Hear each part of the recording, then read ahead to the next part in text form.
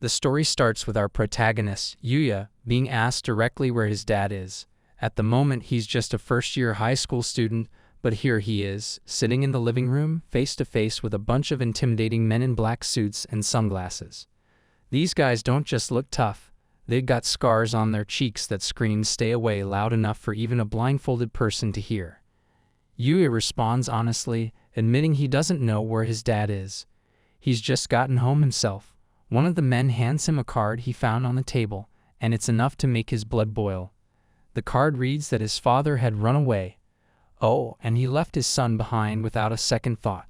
Yuya can't help but think about how unpredictable life can be, as his dad's life motto seemed to be, "You never know what might happen," which he has come to loathe. His father was always obsessing over creating the next big thing, trying to make a product that could become a trend. But he was always one step behind. This is what led to endless debt. As for Yuya's mom, well, she was still head over heels in love with his dad, despite the whole mess. She had managed to keep her beauty intact and could still pass as his older sister. Yuya is a bit proud of his mom for looking so young, and she's also a whiz in the kitchen. He even asked her once, "Why marry such a useless guy?" She just shrugs and says she fell for his dad's relentless work ethic, even if he was a failure.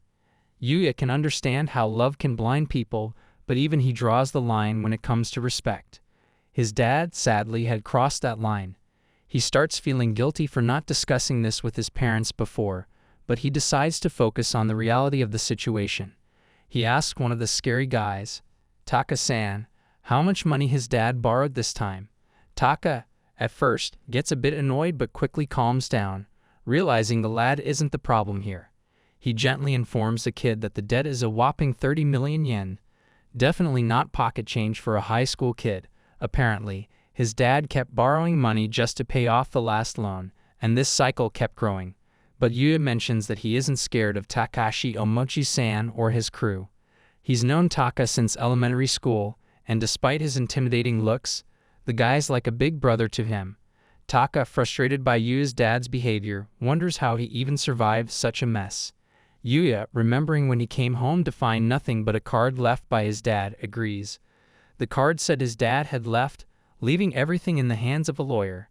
Taka can't help but admire how Yuya turned out so well, considering the mess he was raised in. Yuya agrees, acknowledging that Taka-san had a big role in his upbringing. Then our lad asks what Taka-san plans to do about this situation. This time, he won't lie to the boss. He can't cover up for him this time. Yuya's fate seems set. He's probably going to have to shoulder the debt his useless parents left him with. Taka, genuinely concerned, reassures Yuya he'll talk to their boss and try to get him under his wing, offering him a better path in life. He is thankful for Taka's concern, but just as things seem to settle, there's a knock at the door. Yuya opens it to find Hitasuba Kaede-san standing there, flashing a smile. She's come to help him, and he's left frozen in place, completely stunned by her beauty. She's got long, straight black hair, eyes like pearls, and a beauty that could make magazine models jealous. She's like a goddess who just stepped out of a painting, and Yuya can't believe she's actually standing at his door. Her beauty is famous throughout the whole school, and he is also one of her silent fans. They even studied in the same class but never had a chance to talk. Hitasuba, oblivious to his shock, asks if he's okay, noticing he's just staring at her. She checks if he has a fever, and when he says he's fine, she comes closer to check his temperature. Cue the dramatic redness in his face. He can barely stand it. She suggests maybe he should go to the hospital, but he insists he's perfectly fine. Then he asks her, a little too bluntly, why she's at his house.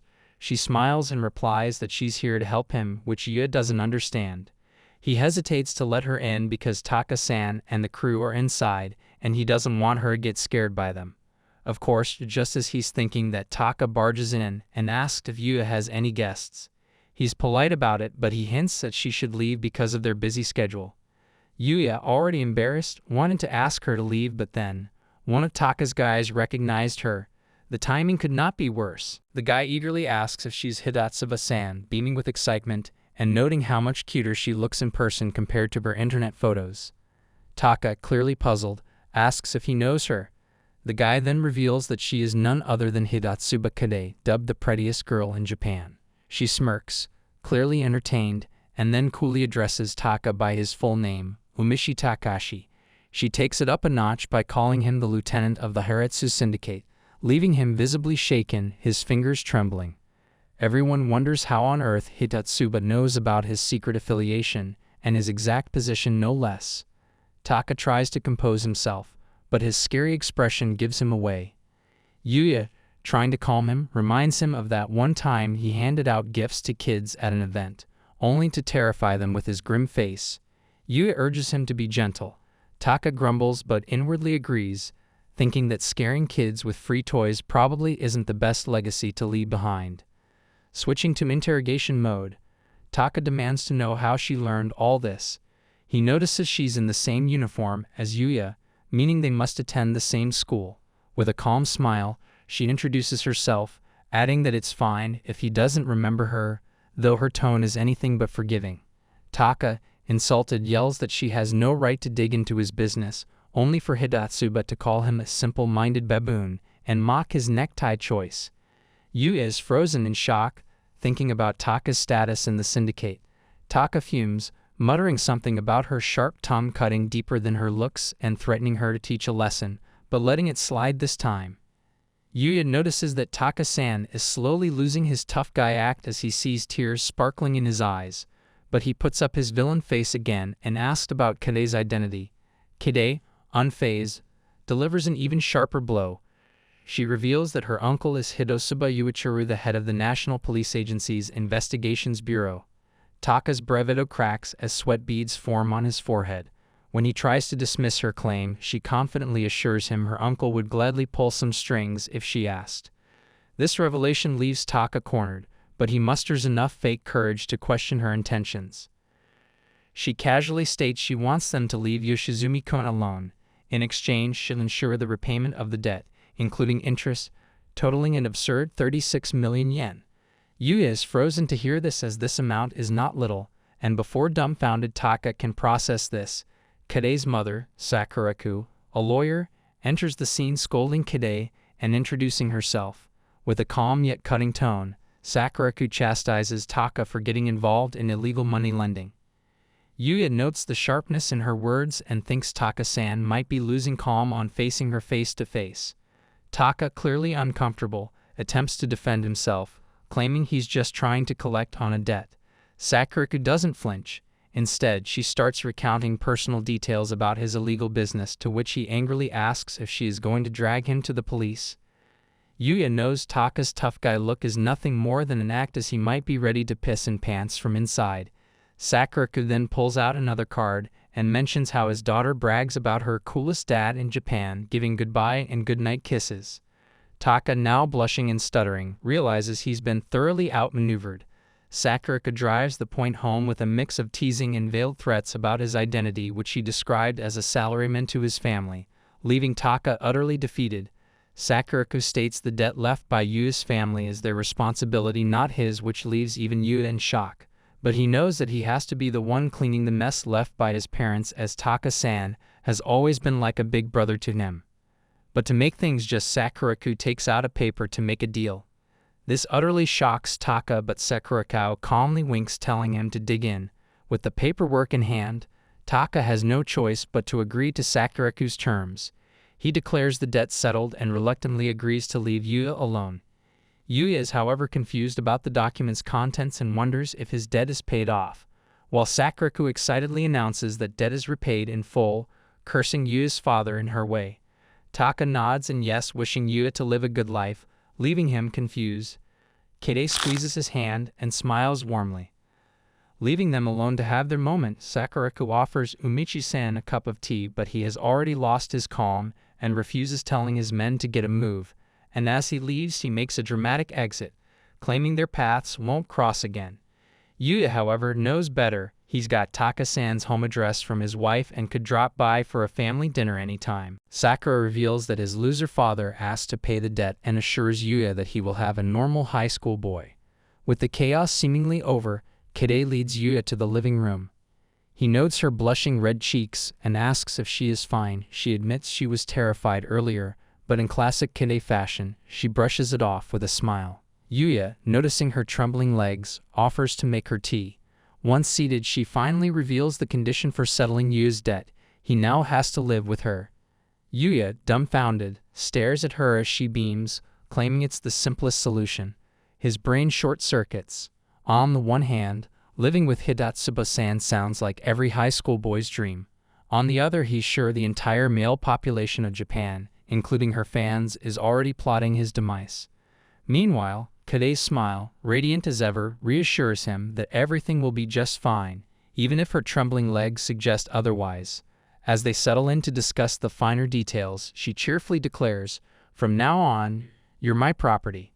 Yuya, utterly baffled, wonders how that's even remotely an explanation, but as she looks at him with her goddess-like smile, he sighs in resignation, realizing that his life just got a lot more complicated and potentially a lot more interesting.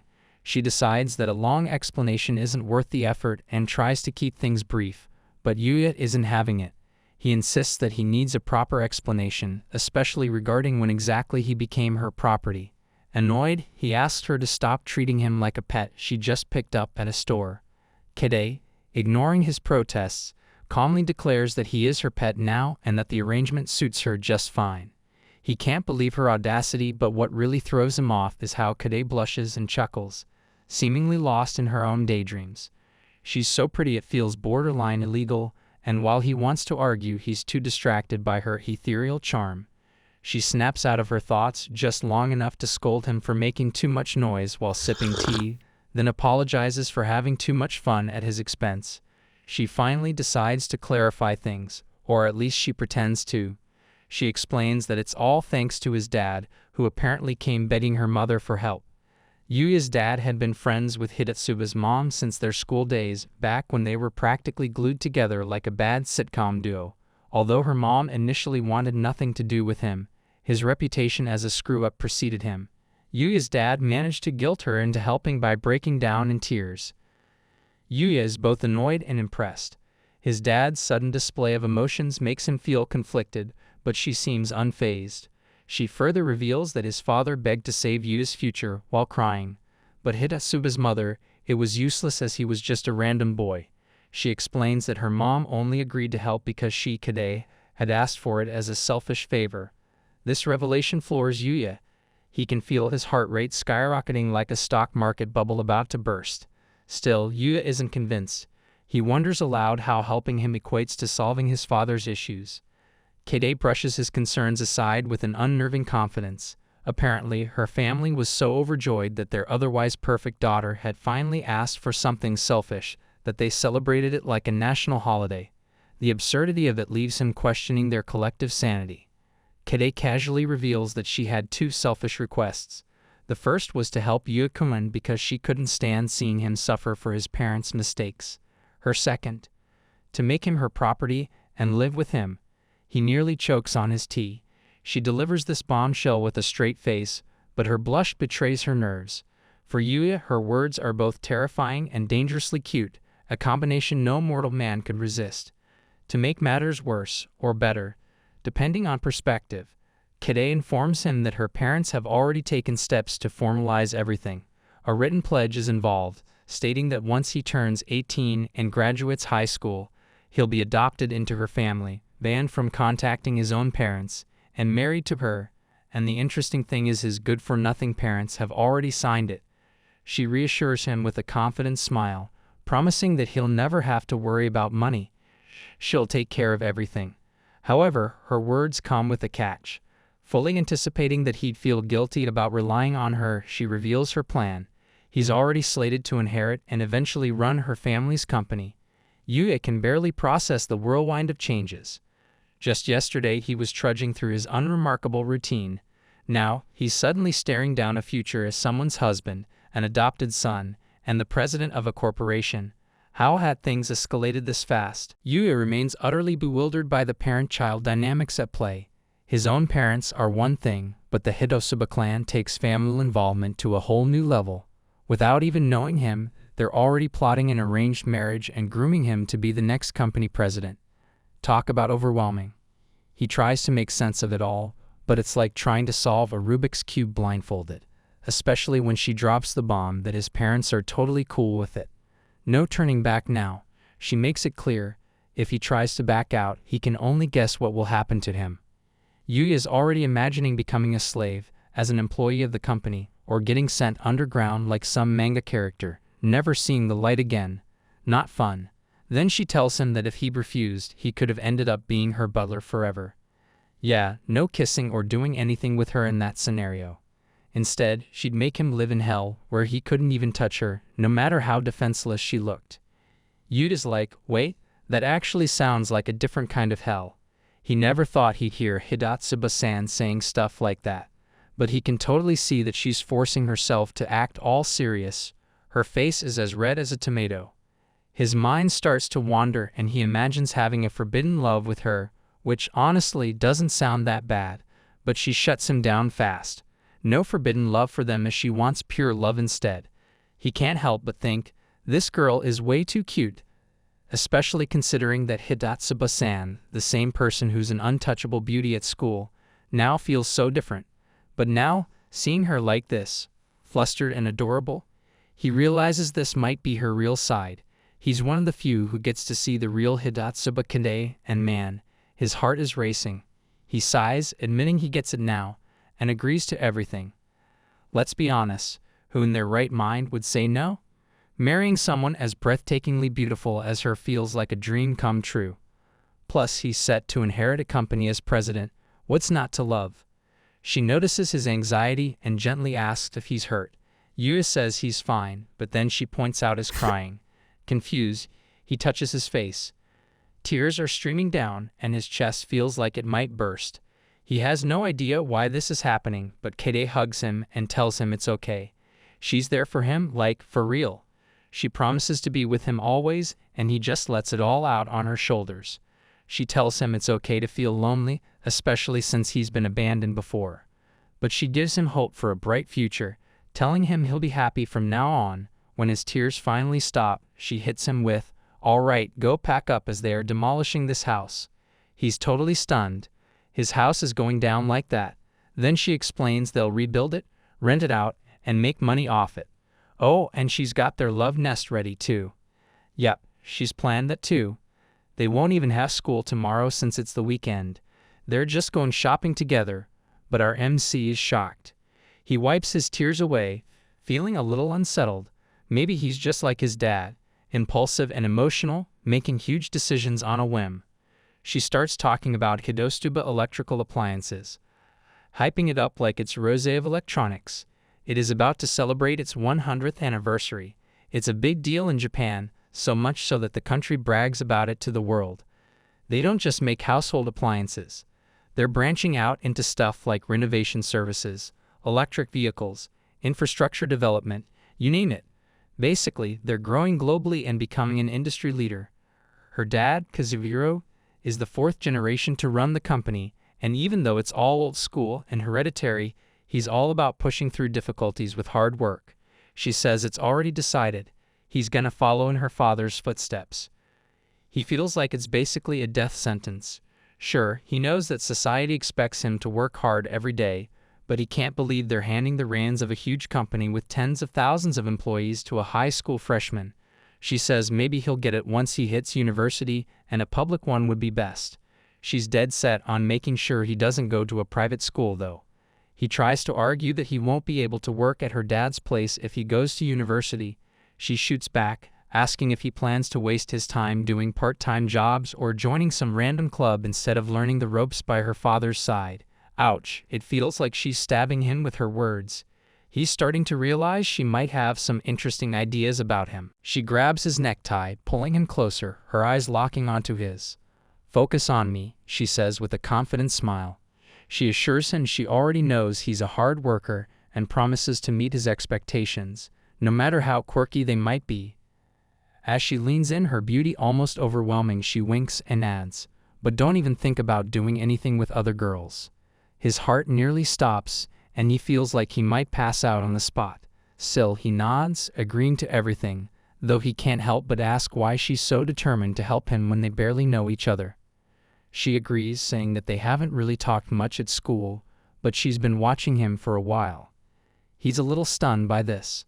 Then she drops the bombshell. She's been watching him during his after-school soccer practices.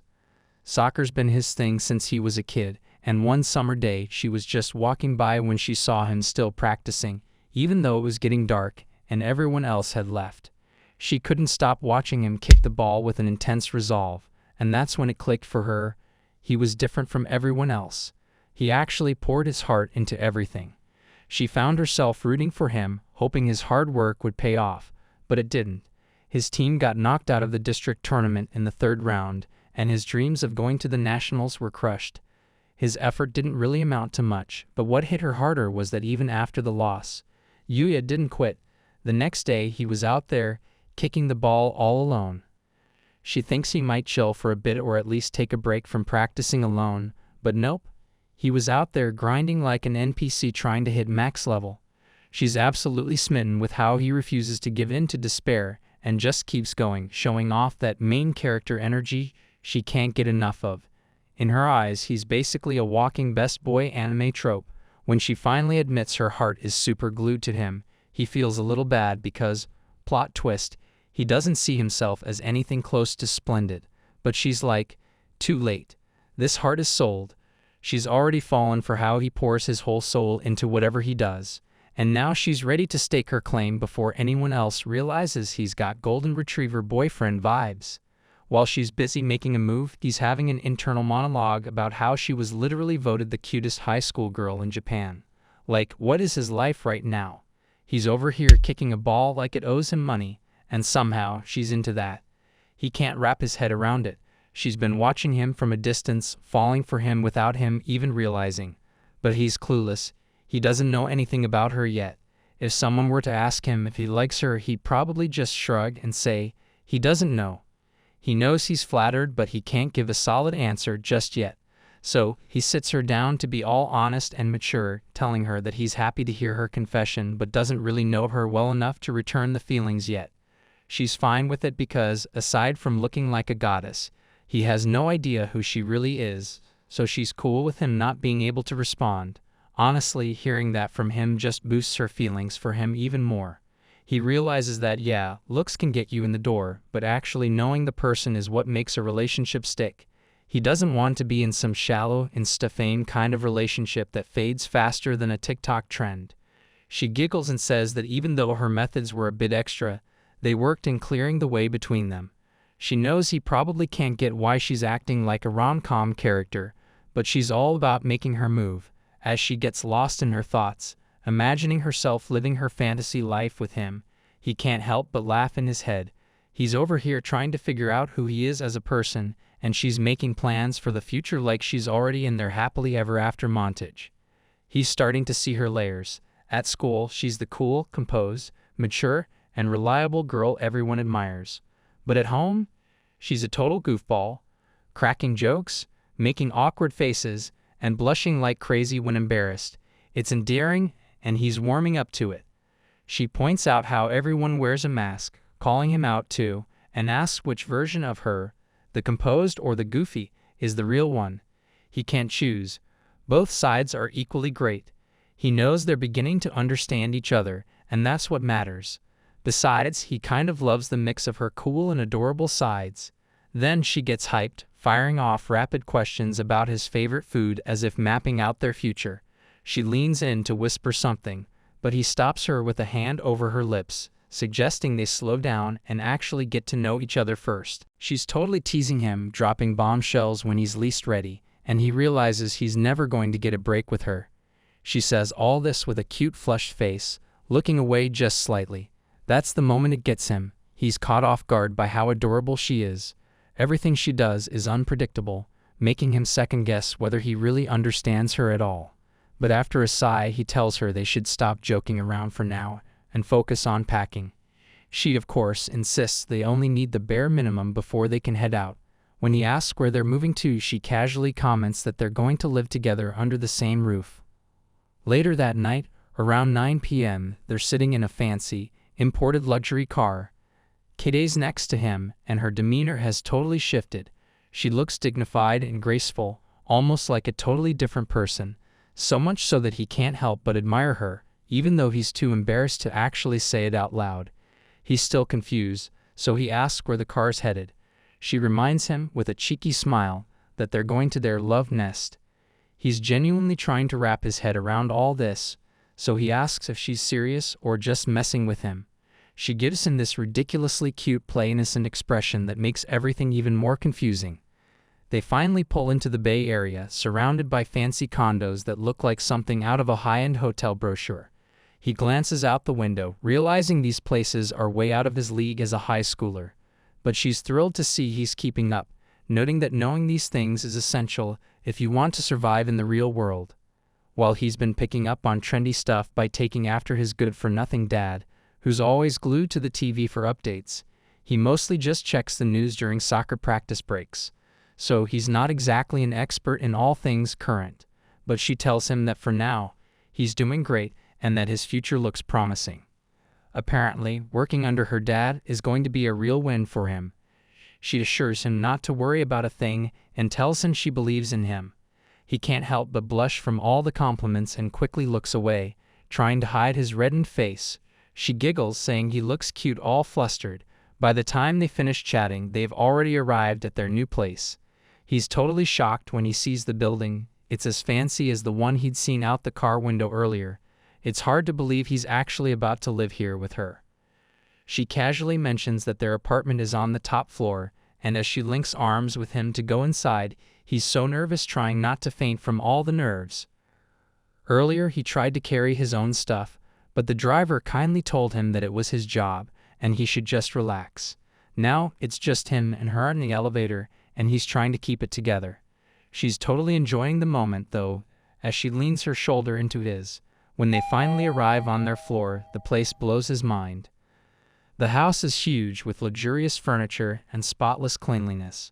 She'd asked if he likes it, and he can barely believe what he's seeing. He even asked if this is real, like, are they really living here? She confirms it with a smile, adding that she's a great cook, so they'll be fine, and to make things even better, she can cook too, so they'll take turns. The living and dining rooms are so massive it feels like they could fit an entire soccer team in there. The dining table and chairs are designed for comfort, and the sofa is way too big for just two people. Oh, and the TV, it's almost as big as a movie theater screen. But what really catches his eye is the view. The windows offer an amazing view of the bay glittering in the night. He can't help but start fantasizing about giving her a hug, followed by a passionate kiss, and maybe taking things further. But then he quickly stops himself, feeling way too nervous. He hides his face with his hand, hoping she doesn't notice. She, of course, picks up on it, asking about his red face. He plays it cool, saying everything's fine and that he's definitely not having any strange thoughts. He quickly makes it clear that they need to get to know each other better before anything like that happens. Until then, such a relationship is a hard no. She laughs, calling him a strange person, but tells him she likes that he's such a gentleman. He starts worrying about not being able to live up to her expectations. Later, she suggests they have dinner, and with a quick clap, someone rings the doorbell. She checks the door camera, sees it's her servant, and opens the door to grab the bags from earlier along with the pizzas that'll be their dinner. She grins and asks if they should eat before it gets cold. He watches her carry 2 pizzas, realizing it must have been the driver who fetched them. She thanks Miyamoto-san, the driver, and asks if he wants to join them, guessing he might not have eaten yet. Miyamoto politely declines, saying his work is done, and bows before taking his leave. She is impressed by his discipline. He's got gray hair and calls himself an old soldier, but his posture is as straight as a ruler, and his voice is full of life. Miyamoto-san really doesn't look old at all, and his elegance adds to the charm. He's basically the definition of an elderly gentleman. She mentions that he has been with her family since her grandfather's time, so he's basically family to them. Miyamoto respects those boundaries, of course. With that, they decide to eat the pizza before it gets cold. He realizes he doesn't even need to ask how she orders the pizza. It's always top-notch. Plus, there are Cokes with the pizza, and he's surprised to see that someone as beautiful as Kaede enjoys junk food with such enthusiasm. She laughs, saying it's just one more thing he now knows about her. He realizes that appearances can be deceiving. The public image people have of her is just an image. She's really just a regular high school girl who loves pizza and cokes. She hands him a can, and as he opens it, it sprays all over his face. She laughs, clearly having set him up for a prank. He feels a little silly, but he learns that Hidatsuba-san, despite her perfect looks, has a playful side. After dinner, feeling full and a little less nervous, he decides it's time to take a bath. He asks her if it's okay to head to the bathroom now, and she tells him everything's good to go. Gas, electricity, water. It's all available for him to use. He figures he'll explore the house a bit before getting to the bathroom, so he checks out the rooms. When he enters the bedroom, though, it catches his attention the most. There's a king-size bed with 2 pillows and a comforter, making it look like a picture-perfect romantic couple's bedroom. But he thinks he can hold off on bedtime for now. It's bath time first. The bathroom is just as massive as the rest of the house, and he notices the bathtub is large enough for 2 people. He can't help but think that if he wanted, they could even bathe together, but he quickly shakes off that thought. That's definitely not something he should be thinking about right now. He's already feeling shy enough, and the idea of living with someone like Kaede, well, it's like a high school boy's fantasy gone wild. Just when he's trying to calm himself down, she appears behind him, casually saying that she wouldn't mind if a few mistakes happened between them. He's caught completely off guard. She's standing there, arms crossed, with a serious expression, but her legs are shaking just a little. He can sense that even though she's saying she's open to anything, she's actually a little nervous. He tells her he can't just force something like that on a girl. He believes things like that should happen only when they're in love. She's quick to say she hasn't said anything about it yet, but if he feels that way, she wouldn't mind. She stands firm, saying she meant what she said and that he should keep it in mind. The way she says things always manages to make his heart skip a beat, and he's worried he might end up falling for her even harder. He sighs, realizing that something will probably happen between them, but he wants to resist those feelings just a little longer so he can get to know her better. She asks if he's going to take a bath by himself, and he responds that the idea of taking a bath together doesn't feel right. She's surprised he noticed and quickly looks away, trying to deny it. She claims it's just because his eyeballs might have been shaking, nothing to do with being nervous, of course. He laughs, amused by her attempts to cover it up, and quickly heads to the bathroom to prepare. He sends her out, telling her to watch TV while he takes a bath alone. He jokingly warns her not to peek, but that only seems to fire up her imagination. She asks if that's what he meant, if it's an invitation to peek. He's a little weirded out by how persistent she is, and her boldness throws him off. He thinks it's usually the guy trying to sneak a peek at the girl, but here it's totally reversed. She just keeps saying how she'd rather welcome it, making him feel more and more confused. He wants her to match her words with her actions. This whole situation is turning into a mess. Feeling shy, he finally says he'll peek at her whenever he gets the chance, but asks her to go outside. She pouts, clearly disappointed that she won't get to sneak a look. He heads to grab his change of clothes and while coming back, takes a glance at the TV and the other appliances around. That's when he notices there's no washing machine or refrigerator, and things like knives are there, but no dishes. He stands there, trying to figure out what he's supposed to do with all this, when she pops back in, reminding him that she told him they'd be going shopping the next day. She states they'll buy dishes in the morning and appliances like washing machines and refrigerators. While she could have gotten them herself, she decides against it. He can't help but think it's a bit odd. 2 high school students going shopping for appliances together. It feels more like a couple's thing, and he wonders, what about the money? He asks her about it, and she mentions that her father could have easily provided appliances since they have a manufacturing company. But her father wants them to pick out what they want themselves, so they can make the decision together. She wonders if that's okay with him, and even though he's pretty much forced to agree, he kind of likes the idea of picking things out personally. Shopping for home appliances isn't exactly the most thrilling thing, but the thought of doing it together makes it a bit more fun. She's excited, and the idea of choosing things that they both like makes her smile. As he watches her, he can't help but feel like this is all surreal. Just a day ago, his life was a mess. His shitty dad got into debt and skipped town, and he almost ended up as Taka's underling. Then she swooped in, saved him, and suddenly he's living with her and apparently getting married too. They're moving into a new condo, and tomorrow, they'll go on a date to buy all the essentials. It's all happening so fast, and he can't quite believe it. Later, after the bath is ready, she sneaks up behind him and says they should get in, offering to wash his back. He flicks her away, laughing at how casual she is about it. He tells her that even if she's okay with it, it's still embarrassing for him, so she should just stay out for now. But when he gets in the tub, she follows right behind, trying to open the door. He locks it, thinking he's safe, but she keeps asking if he needs her inside. He doesn't know what to do, so he just stays quiet, wondering how much longer he can resist her. Maybe he's already getting used to her, but the whole thing is still making him feel like he's living in a dream. As he relaxes in the warm water, he starts to think about the next problem, the bedroom situation. How on earth is he going to handle this one? She playfully asks why he insists on sleeping alone, and he averts his gaze, flustered. Memories of her teasing earlier, calling his name from the bath with the door unlocked, leave him even more unsure. When he finally responds, he insists he's no delinquent and will take the sofa.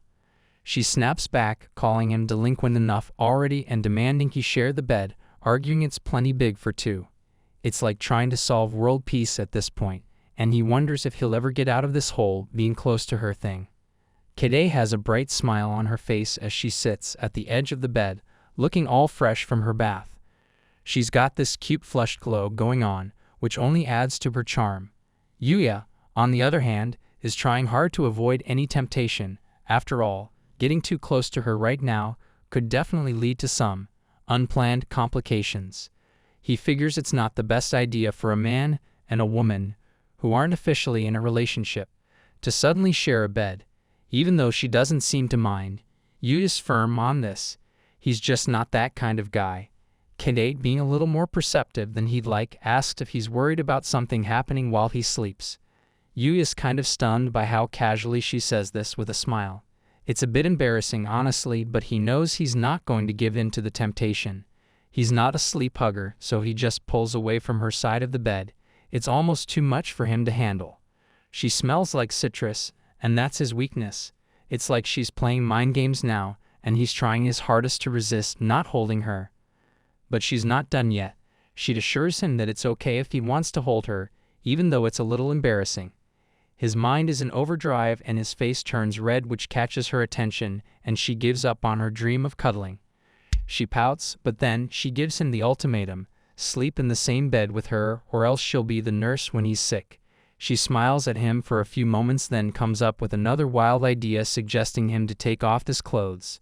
He instantly flicks her, stopping her from making weird fantasies, and there she comes up with the punishment, urging him to sleep on the same bed.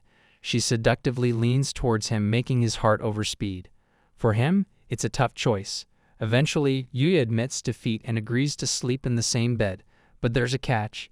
He's going to sleep as far from her as possible. He's not a restless sleeper, he hopes. Kaede, however, is a self-proclaimed sleep hugger. She warns him that if something happens while they're both sleeping, he should just forgive her.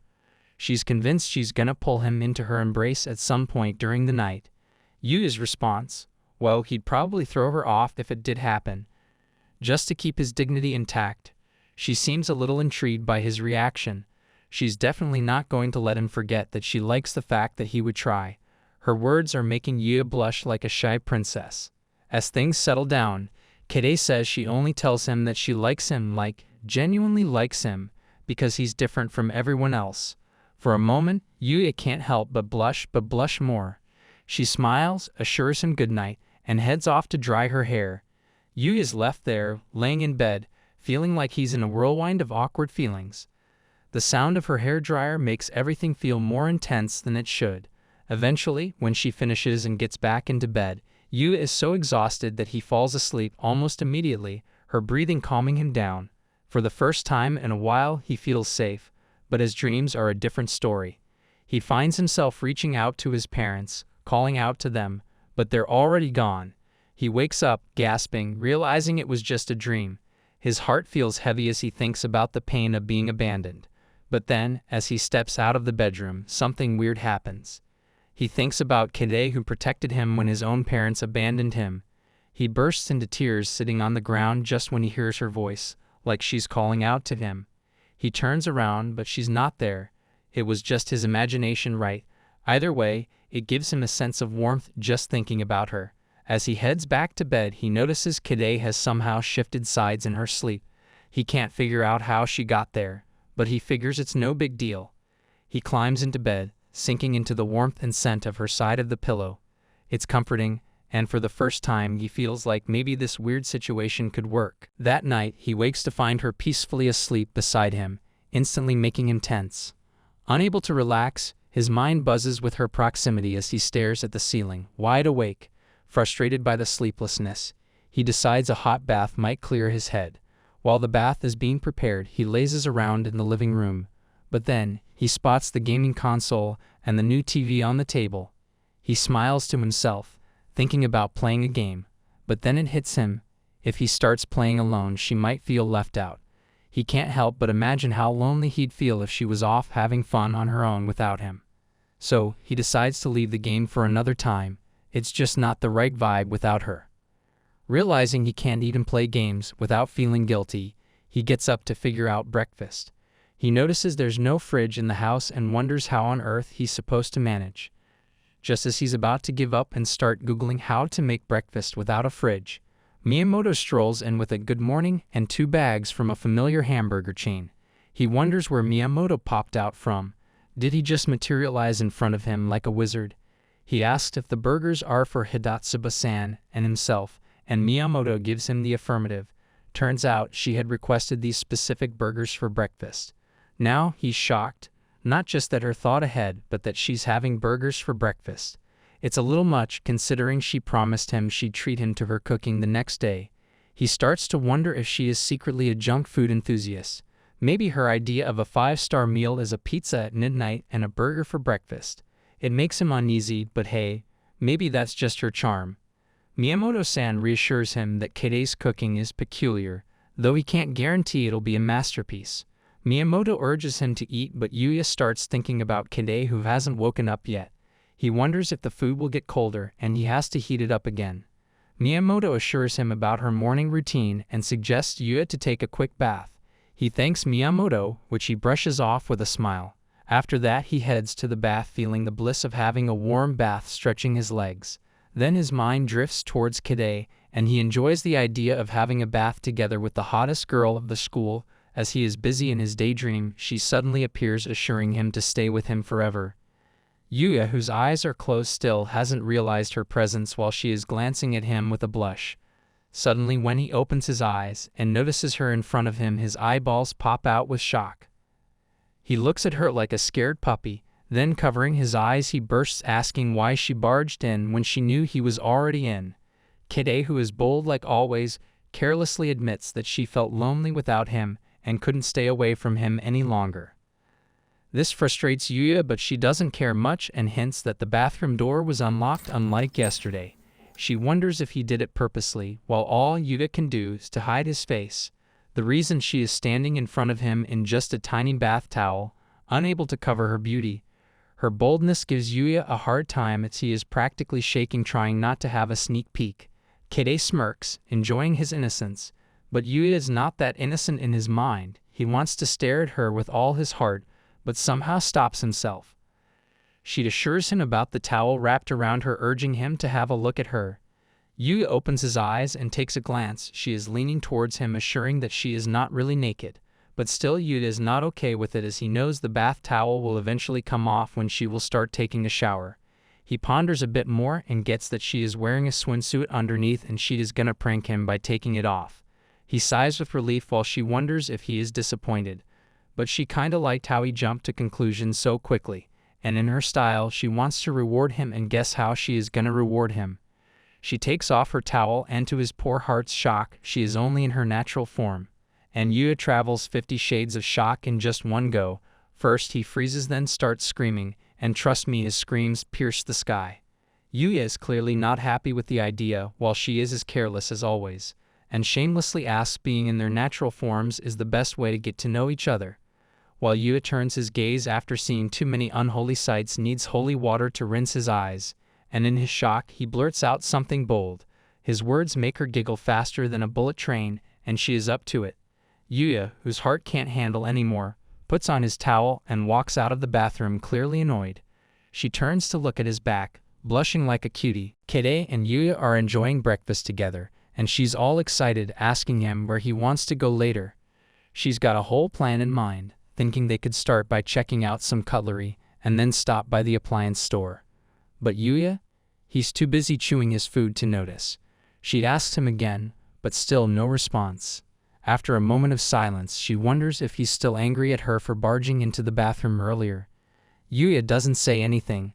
She reassures him that she won't do it again, but the way she says it, it's not exactly convincing.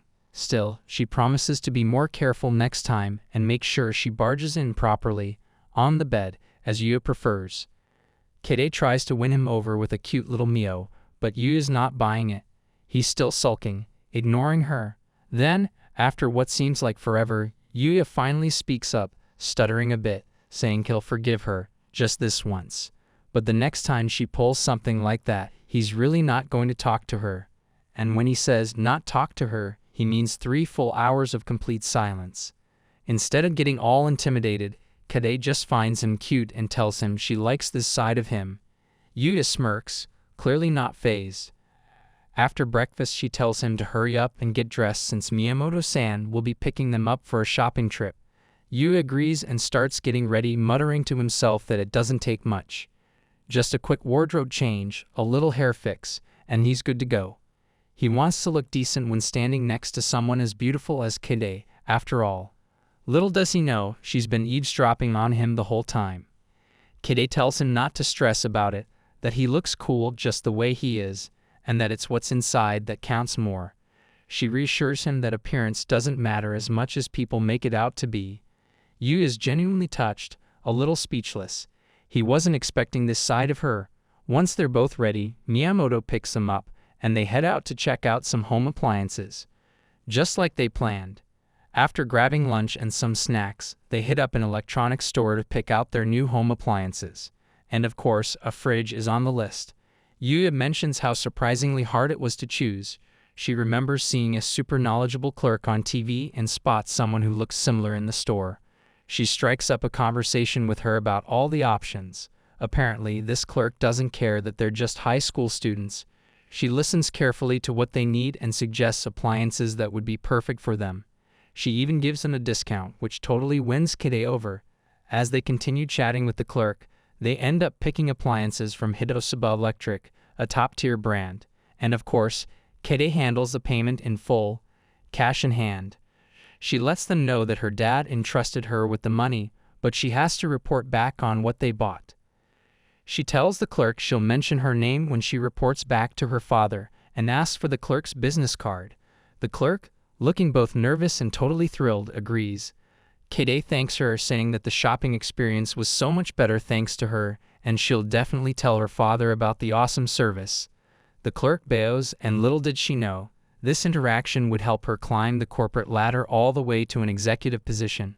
Talk about making an impression. After finishing up the shopping spree, she checks her phone and sees that it's already 7:20 p.m. She's a bit surprised that it took longer than expected. She suggests to Yuya that they should just have dinner at home. Yuya, the chef, agrees and offers to whip up some pasta for them if she's cool with it. Kaede double-checks, making sure she heard him right. He's going to cook. Yuya confirms, even saying he's been craving her cooking, but it's okay if not today. He's not in a rush, and there will always be future chances. She's all in, eagerly agreeing to show off her cooking skills tomorrow, so he better be ready for that. With dinner plans settled, Yuya urges her to hurry so they can meet Miyamoto-san and head to the supermarket. She can barely contain her excitement about Yu's cooking. At home, as she digs into the pasta he made, she can't help but compliment him, wondering if he's secretly a genius in the kitchen. Looks like he's got more than one talent. Yuya laughs at the thought of being a genius. If he were one, then all the chefs in the world would basically be amateurs. He can't even begin to imagine what the Michelin star holders must be like. Kaede, not one to let him win, confidently says she'll cook something Yuya will really like tomorrow. Yuya asks if she even knows what he likes, and Kaede confidently declares that his favorite dish is hamburger steak. She even adds that he always goes for the hamburger steak when it's served in the school cafeteria, no matter what. Kaede asks him if she's wrong, but Yuya agrees, impressed with how much she knows about his tastes. Kaede beams and tells him that she knows everything about him, his likes, dislikes, and even his lively chats with his friends. She adds a smug smile, like she's on top of the world, before teasing him about his current obsession with a new fantasy game. As they sip their tea, Kaede gets serious and says she wants to ask Yuya something important. Yuya, noticing her serious expression, tells her he'll answer whatever he can. Kaede takes a deep breath and asks if he likes women with big bosoms, like the heroine in his game. Yuya looks stunned by the question. Kaede then says she thinks she has big bosoms too and wonders if she's unattractive compared to everyone else. She mentions she was voted the prettiest high school girl in Japan today, but she suddenly feels insecure. Yuya reassures her, saying he's one of the people who admires her and thinks she's cool and cute in everything she does. He adds that when she tries to seduce him and then blushes like a peony, it's honestly too cute to handle. He points out that any guy would have a hard time standing firm in front of a girl like her. He warns her to not play too much with him or else. Kaede laughs it off and leans closer to him, seductively saying that once Yuya actually likes her, she won't go easy on him. And just like that, he bolts to the bedroom, hiding under his blanket, probably wishing he could disappear. Kaede mumbles to herself. He escaped again. The next morning, he wakes up early, gets dressed in his uniform, and prepares lunch for both himself and Kaede. It's 6:32 a.m., and he's now waiting for Kaede to wake up. Flashback to last night when Kaede went into his room to ask if they'd go to school together. She reasons that since they live together, it makes sense to go together, like a childhood friend would. Yuya, however, is having none of it. He says it's highly unlikely that a world like that exists, and points out the chaos that would erupt if she, the prettiest high school girl in Japan, went to school with a guy like him. But Kaede is unbothered. She sees this as an opportunity to show off that Yuya is her boyfriend and that no one else is getting him. Yuya is visibly flustered by this, and Kaede notes how he's blushing like a bride again. Yuya, trying to play it cool, says he won't go to school with her and even jokes about not wanting to die yet. Kaede, not backing down, grabs his blanket and calls him cruel. She argues that since they share a futon, it's only natural he should wake her up. Yuya, however, stands firm and says she should wake up on her own. Turns out, Yuya woke up extra early just to avoid the whole going to school together scenario. Still, he can't let Kaede sleep in too long or she'll be late. He checks on her, tapping her shoulders softly, and she sleepily insists she's getting up. But then, in a half-asleep daze, she raises her arms to him, urging him to change her clothes, like a kid. Yuya is a little caught off guard by how quickly Kaede is reacting, especially since she's still half asleep. Of course, it's all part of her plan. Yuya, trying to hold on to his sanity, says he's surprised but warns her that if she keeps going this far, he might just eat her. She backs down a bit and says she'll be more careful, but Yuya, after successfully making her flustered, is ready to get to school, so he tells her not to be late. On his way to school, he feels mentally drained before the day has even started. His close friend Shinji greets him, asking if something happened because Yuya looks extra tired today. Shinji's their soccer team's creative playmaker, small in stature but deadly on the field. His soft appearance and friendly vibes make him a hit with the girls, but he's taken, having confessed his feelings to a girl he fell for at first sight. Now, they're the school's cutest couple. Yuya just shrugs, saying there's been a lot going on. Before they can chat more, another friend, Nikaido Yu, jumps into the conversation. She notices Yuya's smirk and calls him out on it.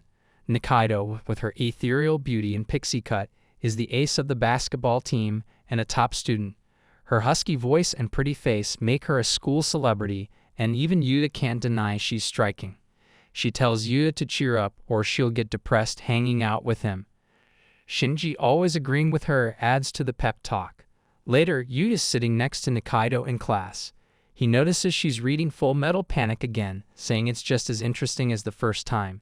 They bonded over their shared love of the series and their similar taste in anime, which made it easier to talk. Soon after, Shinji comes over again, asking why Yuya looks mentally exhausted. Nikaido adds that he should stop overthinking things and just tell them what's going on. Yuya finally asks them about Kaede, surprising them both. They're confused why Yuya's asking about her, knowing full well that he's already familiar with everything about Kaede. Nikaido starts stating that everybody would call Kaede a flawless girl.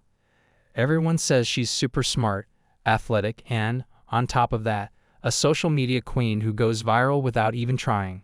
Nikaido adds that during the National High School Girls Beauty Contest, a bunch of top production companies tried to recruit her, but she turned them all down. Apparently, her dream is just to be a regular wife, which ironically makes her even more desirable. Kaede once mentioned in an interview after winning a big prize that God really loves her, which sounded about right. Shinji doesn't have much to add to that. Nikaido has already said everything he would. He does mention that Kaede's super popular, and a bunch of upperclassmen and classmates confessed their feelings to her. Yet she turned them all down. Word on the street is that she's got someone in mind already, and Shinji says that guy's a lucky dog.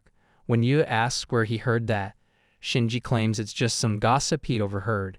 Nikaido, ever the mischief maker, asks if Yuya thinks that lucky dog might be him, but Yuya shuts that down quickly, insisting Kaede's out of his league. Nikaido then suggests he should focus on the girls around him instead of aiming for one way out of his reach. Honestly, Yuya can't help but agree with her. The bell rings and lunchtime rolls around, but his peaceful break is soon interrupted by a classmate, storming up and asking if it's true that Kaede confessed her feelings to him. Here I am, know it's been a while. I was in denial about my love. Here I stand, I know I walked away.